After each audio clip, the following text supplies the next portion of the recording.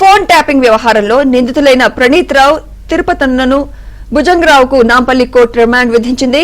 ఇవాళ్టితో custody పూర్తి కావడంతో ముగ్గురిని మెజిస్ట్రేట్ ఎదుట హాజరుపరిచారు. దీంతో కోర్టు వచ్చే నెల 6 వరకు రిమాండ్ విధిస్తున్నట్లు వెల్లడించింది. దీంతో పోలీసులు ముగ్గురిని నాంపల్లి కోర్టు నుంచి చంచల్గూడ జైలుకు తరలించారు.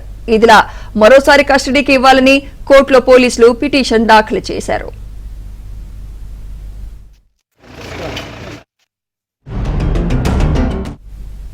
ఫోన్ ట్యాపింగ్ వ్యవహారంలో దేశం దాటి వెళ్లిన ఎస్ఐబి మాజీ చీఫ్ ప్రభాకర్ రావు, శ్రీనాథ్ రావు, రాధాకిషన్లకు పోలీసులు లుకౌట్ నోటీసులు జారీ చేశారు.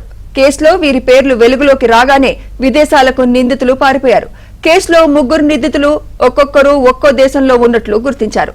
శ్రీనాథ్ రావు నైజీరియాకు, ప్రభాకర్ రావు లండన్ కు, రాధాకిషన్ అమెరికాకు వెళ్లినట్లు పోలీసులు వెల్లడించారు.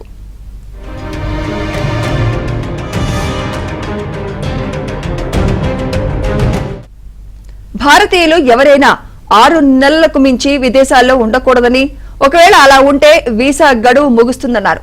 వీసా గడువు పొడిగింపునకు దరఖాస్తు చేసుకుంటే లుకౌట్ నోటీస్ ప్రభావం పడుతుందని పోలీసులు తెలిపారు. లుకౌట్ నోటీసులకు సమాధానం ఇవ్వకపోతే మరో దఫా ఎంబసీకి ఫిర్యాదు చేసి పాస్పోర్ట్, వీసా బైండోవర్ చర్యలు తీసుకునే అవకాశం ఉందని, నిందితులపై చట్టపరమైన చర్యలు తీసుకుంటామని పోలీసులు హెచ్చరించారు.